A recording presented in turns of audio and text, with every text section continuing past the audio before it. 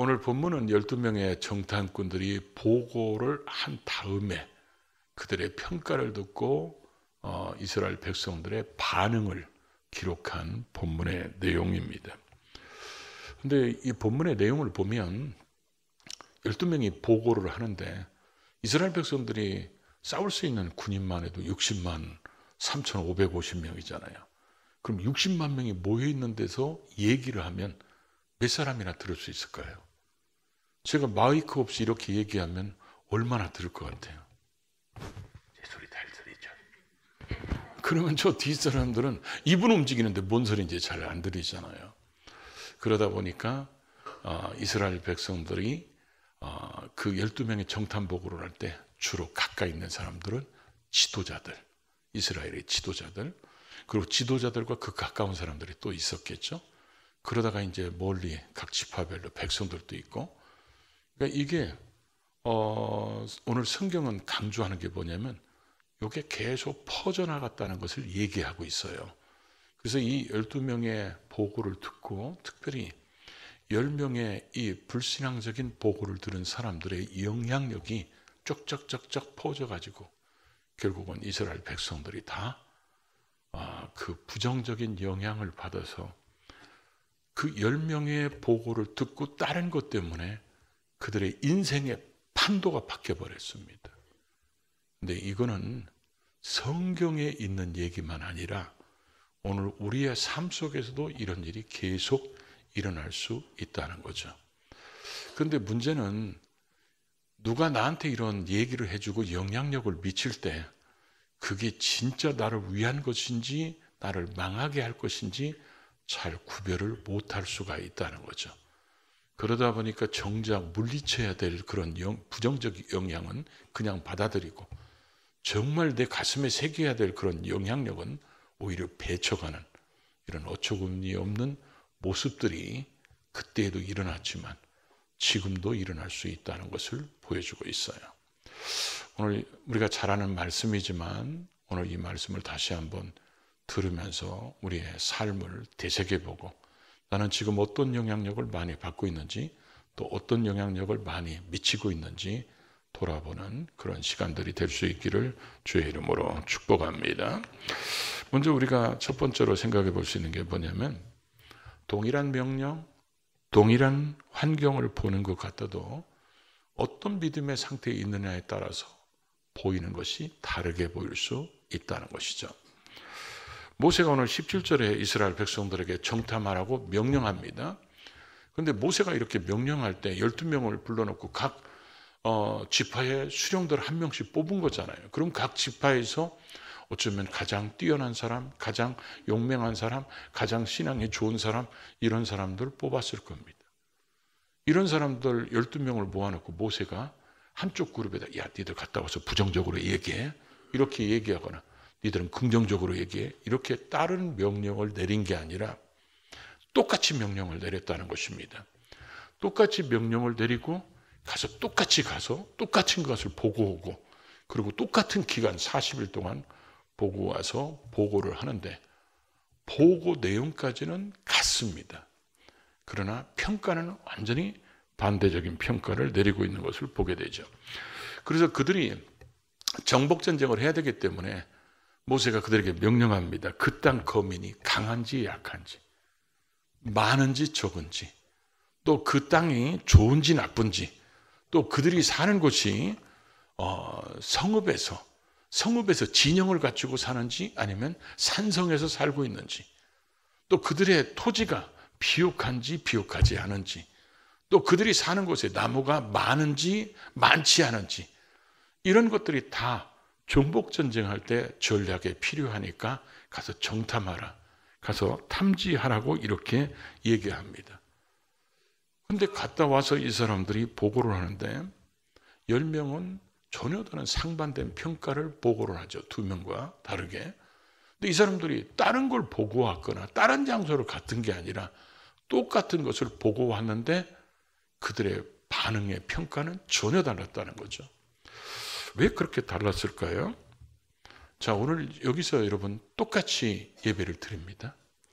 똑같이 잘생긴 목사의 설교를 동시에 듣고 있어요. 그러면 여러분들이 지금 이 말씀을 들으면서 하나님의 감동, 감격, 주시는 은혜가 다 같을까요? 틀릴까요? 그럼 그 차이는 뭘까요? 왜 틀릴까요, 그러면? 내가 이쪽만 보고 설교해서 그럽니까? 그럼 이쪽 사람들이 시험 들을 수 있잖아요? 근데 이쪽도 쳐다보잖아요, 가끔. 그래서 제가 고개를 이렇게 돌리잖아요. 왜냐하면 이렇게 쳐다보면 째려보는 것이 될까봐. 여기도 봤다, 여기도 봤다, 고루고루 다 보고 있어요. 나름대로는 저는 굉장히 도리도리 연습해요. 천천히 돌아가서 그러지. 그런데 똑같은 설교를 듣고 똑같은 성경 본문 가지고 같은 목사가 설교를 했는데 어떤 사람은 은혜와 감동이 있는 사람이 있고 어떤 사람은 시험 들고 아멘도 안 하고 인상은 찌그러져서 갈 수 있다는 거죠. 그럼 그 차이는 제가 만드는 게 아니라는 겁니다. 이스라엘 백성들이 지금 12명이 갔는데 그들이 가서 동일한 것을 봤어요. 동일한 것을 봐서 보고할 때도 동일하게 보고를 합니다. 이들이 10명의 사람들이 보고할 때 뭐라고 얘기합니까? 모세에게 가지고 온 과일을 보여주면서 당신이 얘기한 대로 우리가 가보니까 그 땅은 과연 젖과 꿀이 흐르는 땅이더이다. 이렇게 13장 26절 27절에서 얘기합니다. 여호수아 갈렙도 14장 이제 그 7절과 8절에서 이 땅은 심히 아름다운 땅이니 이는 과연 젖과 꿀이 흐르는 땅이다. 과연이란 표현이 아마 그런 걸 거예요. 하나님이 아브라함에게, 이삭에게, 야곱에게 그렇게 우리 조상들에게 약속했던 그 땅 가보니까 정말 하나님의 약속대로 젖과 꿀이 흐르는 땅이요 우리에게 주시려고 약속한 그 복된 땅이다. 이렇게 보고를 합니다. 그런데 이들이 그렇게 보고하고 나서의 평가는 전혀 다르겠는데 오늘 13장 28절에 보면 그러나 이런 말이 나옵니다. 10명의 사람들이 보고하고 나서 그러나 이 그러나 하나가 엄청난 차이를 만듭니다. 그들이 그 땅 거주민은 강하고 성읍은 견고하고 심히 클 뿐만 아니라 거기에는 뭐요? 안악자손들을 보았다. 거인들을 봤다는 것입니다. 10명의 정탐꾼은 똑같은 걸 가서 보았는데 뭘 봤냐면 두려움을 얻었다는 겁니다. 야, 그 거주민은 강해. 우리가 못 이길 것 같아. 그 성읍은 너무 견고해. 우리가 정복하지 못할 것 같아. 그리고 이 성읍은 대따 커. 심히 커. 그리고 거기에는 안악자손들이 있어. 이 거인들이 있어. 이들은 그래서 보면 볼수록 두려움만 생기는 거예요. 그런데 여러분 여호수아 갈렙은 어떤 마음이 생겼을까요? 제가 볼 때는 보면 볼수록 은혜와 감동이 넘쳤을 것 같아요. 야, 하나님이 약속한 땅이 과연 이런 땅이구나. 이 땅을 우리에게 주시려고 하나님이 여기도 예배해 놓으셨고 여기도 예배해 놓으셨고 이렇게 예배했는데 아마 이 사람들은 여호수아 갈렙은 계속 보면 볼수록 은혜와 감동이 넘치고 감격하는 모습이었는데 10명의 정탐꾼들은 보면 볼수록 두려움에 빠졌다는 거예요. 그런데 이 두려움에 빠진 이들이 돌아와서 보고를 할 때 나 믿음 없는 사람이야. 근데 우리가 가보니까 너무 두렵더라. 이렇게 얘기하기는 굉장히 거룩한 말 쓸게요. 쪽팔렸을 겁니다. 왜냐하면 지금 이 사람들은 각 지파에 두령들이잖아요. 두령인 사람들이 가서 정복할 땅을 보고 오라고 그러니까 겁만 잔뜩 먹고 두려움만 잔뜩 가지고 쫄아가지고 와가지고 우리 가보니까 너무 무서워. 나 우리 쫄았어. 이렇게 얘기하면 백성들이 뭐라고 그러지? 쟤는 두령인 줄 알았더니 완전히 쫄았구만. 이렇게 얘기하겠죠. 그러다 보니까 이 사람들은 자기의 믿음 없음과 두려움을 포장하기 시작합니다. 포장해요. 그래서 이들이 포장하면서 뭐라고 얘기합니까? 그와 함께 올라갔던 사람들이 이르되 우리는 능히 올라가서 그 백성을 치지 못하리라. 그 백성은 우리보다 강하다. 그러면서 13장 32절에 이렇게 표현합니다. 이스라엘 자손들 앞에서 그 정탐한 땅을 악평하여 이르되. 오늘 우리가 가슴에 새겨야 될 단어가 이 악평이란 단어예요. 이 악평이란 단어를 저는 말씀을 묵상하면서 이런 생각이 들었어요. 지금 이스라엘 백성들은 아마 마음이 이런 상태에 있을 거예요. 이제 정복하러 가야 되는데 정탐꾼을 보냈으니까 정탐꾼이 그걸 딱 정탐하고 나서 야, 우리는 이길 수 있어! 그래갖고 확 이기는 쪽으로 굳어지는, 그래서 완전히 그쪽 우리는 이길 수 있고 능히 정복할 수 있고 하나님이 주신 그 적과 꿀이 흐르는 땅에 이렇게 기대했을 거예요. 그러니까 지금 이런 상태에 있는데 지금 여호수아 갈렙은 지금 이렇게 하라고 지금 백성들에게 얘기하는데 듣지 않잖아요. 그런데 이 사람들은 딱 가보니까 자기들이 이렇게 되는 거예요. 지금 두려워. 저거 정복하지 못할 것 같아. 사람들이 너무 커. 그러다 보니까 저 땅을 어떻게 정복해? 이러니까 자기들이 지금 정복할 수 있다고 생각하면서 갔는데 정복하지 못한다고 이렇게 미끄러졌어. 자기들의 이렇게 두려움에 빠지고 믿음이 없는 이 미끄러짐을 악평했다고 그랬잖아요. 악평의 표현이 뭐냐면 내가 이렇게 미끄러진 것처럼 너도 미끄러지고, 내가 이렇게 마음이 이쪽으로 움직여서 흔들린 것처럼 너도 움직이는 고도의 계산된, 고도로 계산해서 왜곡하는 중상모략이란 뜻이 악평이란 뜻입니다. 그런데 이 사람들 말을 들어보십시오. 지금 우리가 14장 1절부터 쭉 읽으면 이 사람들 말이야말로 이스라엘 백성들을 살려내기 위한 얘기를 하는 것 같고, 여호수아 갈렙 얘기는 사지로 몰아내는 얘기처럼 들립니다. 이 사람들이 얘기하는 거 보십시오. 나중에 이 사람들이 쭉 가서 뭐라고 합니까? 악평하에 이르되 우리가 두루 다니며 정탐한 땅은 거류민을 삼키는 땅이다. 이렇게 표현했어요. 거류민을 삼키는 땅. 이 말의 의미가 뭐냐면요, 이런 표현입니다. 땅을 가보니까 야, 정말 너무 좋아. 적과 꿀이 흐르는 땅이야. 근데 우리가 그 땅을 가서 점령해서 살으면 다른 사람들이 보거나 다른 나라가 볼 때 야, 저런 땅을 우리가 그냥 놔둘 수 있냐? 우리 저 땅 쳐들어가서 뺏어야 되자. 그래가지고 쳐들어올 수밖에 없는 좋은 땅이라는 거예요. 그래서 쳐들어오면 결국은 우리와 우리의 후손들이 뭐요? 죽게 된다는 거예요. 믿음도 좋아요. 여러분, 희한한 믿음이라고 하는 거예요. 이런 믿음을. 아니, 어떻게 아직 들어가지도 않았는데 들어가면 적들이 와서 자기와 자기 후손들을 죽일 것이라고, 이런 걸 믿는 이 믿음이 도대체 어디서 난 믿음이에요? 여호수아 갈렙은 얼마나 답답했을까요? 그 모습을 보면서. 그러니까 나중에 그들이 그렇게 그 영향력이 퍼져서 원망 불평하고 그러니까 옷을 찢으면서 여호수아가 우리는 능히 이길 수 있다.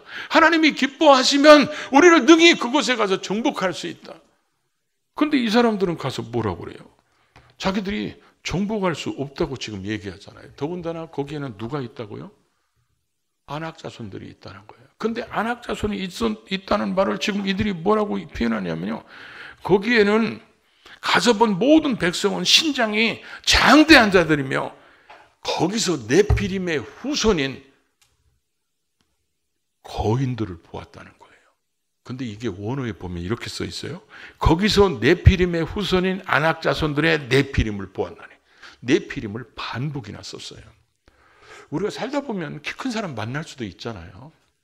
다윗이 형들 전쟁하는 거 구경 갔다가 골리앗 얼마나 컸어요? 2m 80인가 90인가 거잖아요. 근데 그게 다 그렇게 큰 게 아니잖아요. 제가 죄송한데요, 이 한 번만 더 쓸게요. 제가 정말 쪽팔린 적이 한 번 있었어요. 언제 그랬냐? 엘리베이터를 탔는데 한 회사 농구팀이 탄 거야. 농구팀이 엘리베이터에 빡빡하게 탔어. 그 가운데 내가 꼈어. 이게 보이지도 않아. 이게 숨쉬기도 어렵더라고. 왜냐면 이 사람들은 보통 195에 2m 10 뭐 이렇게 되니까.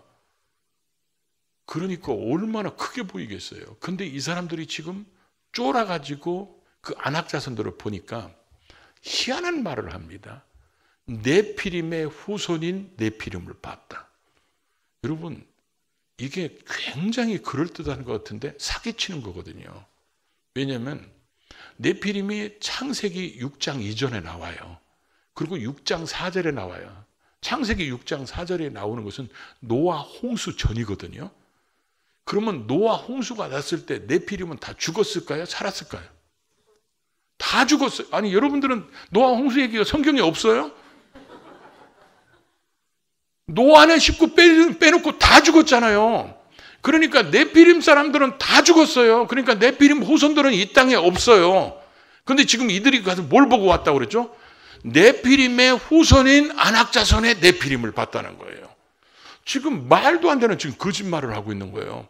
네피림 자손은 없어요. 근데 아마 이 노아의 후손들 때문에 네피림이라는 거인족들이 있었다는 말이 구두로 전해졌는지는 모르죠.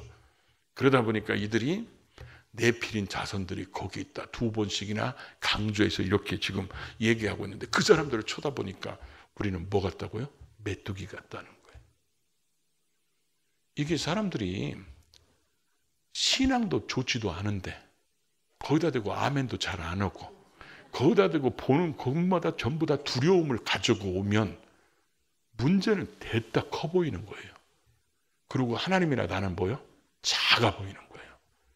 근데 여호수아 갈렙은 가서 보니까 여호수아 갈렙은 그러면 뭐 하늘에서 낸 믿음을 가지고 있습니까?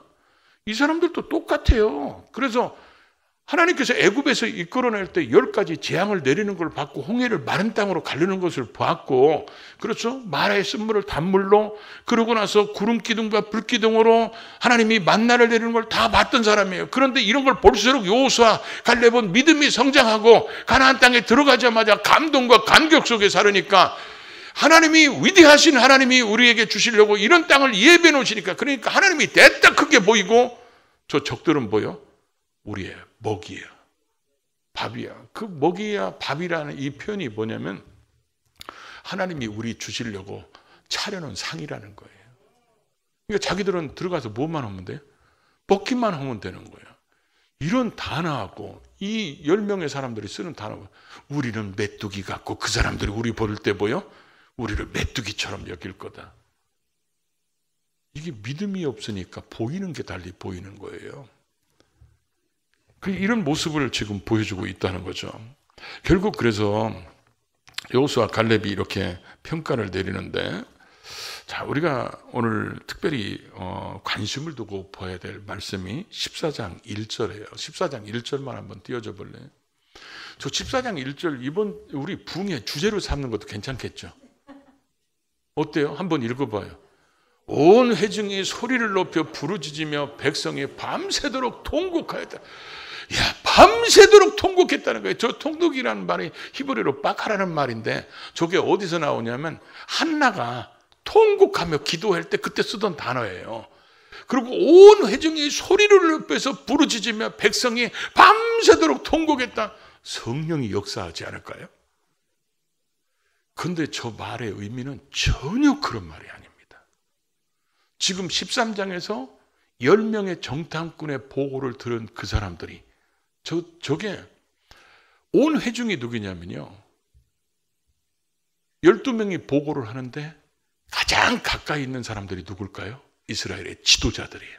그게 회중이에요. 저기서 말하는 회중.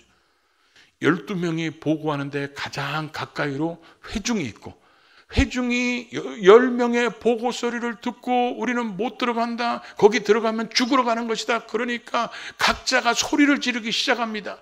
왜냐하면 뚜껑 열렸다는 거예요. 뚜껑 열리니까 이들이 그 주변에 있는 백성들이 그들의 그 리액션이나 말을 듣고 이들은 밤새도록 울기 시작하고 이 소식이 나중에 2절을 보십시오. 2절을 보니까 이스라엘 자손이 다 지금 성경에서 지금 저 히브리어 원어를 보면요. 어떤 식으로 써 있냐면 그러니까 10명이 부정적인 말을 하면 요게 지도자들이 듣고 지도자들이 다 각자 리액션을 하고 이 리액션이 가까이 있는 백성들에게 미치고 가까이 있는 백성들이 밤새도록 울고불고 통곡하니까 이게 온 이스라엘에게 뭐요? 다 미쳤다는 거예요. 점층법으로 쓴 그런 수사적 표현이라고 그러죠. 그렇게 돼 있어요.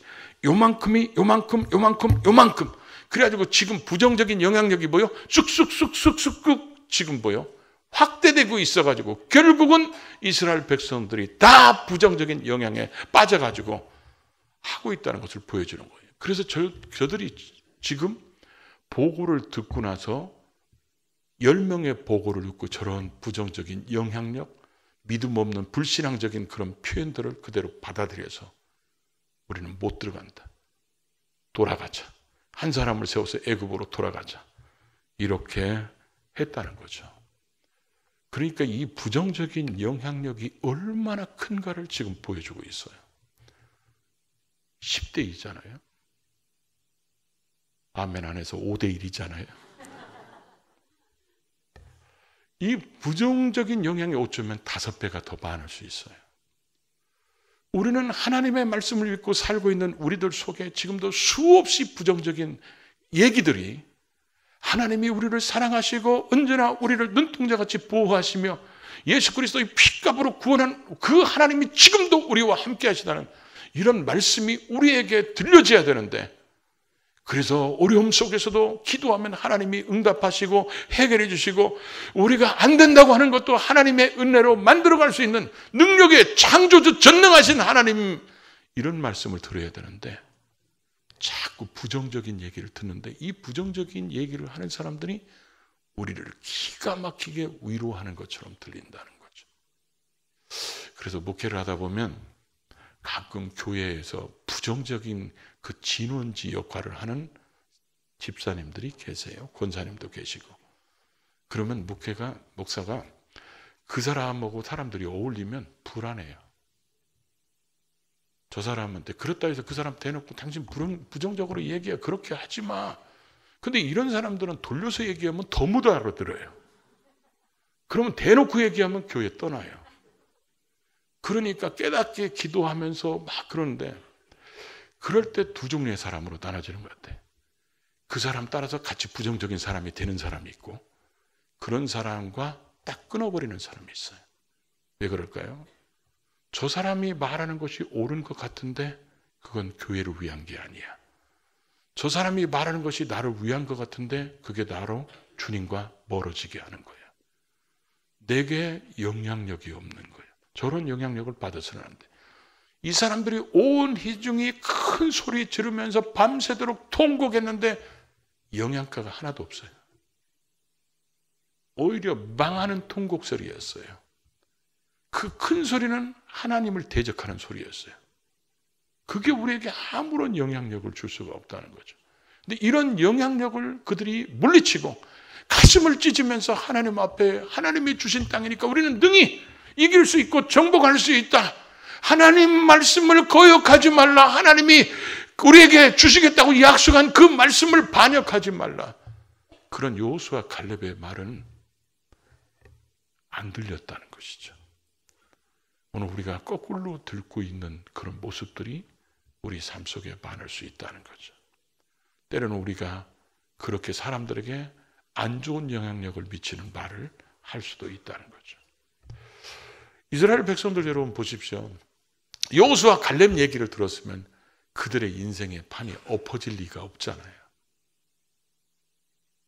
여러분들도 인생을 여기까지 오면서 내가 그 인간 얘기만 안 들었으면 내가 오늘 이런 인생이 엎어진 적이 있죠. 근데 그 사람이 분명히 여러분을 위하는 것 같았잖아요. 특별히 이게 영적인 것과 관계됐을 때는 우리는 극히 조심해야 돼요.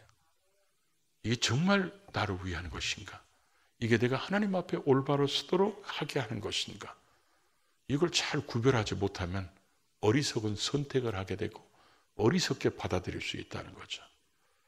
오늘 이 말씀이 우리의 가슴에 새겨져서 좋은 영향력 받고 좋은 영향력을 또 물려주는 저와 여러분의 삶이 될 수 있기를 주의 이름으로 축복합니다.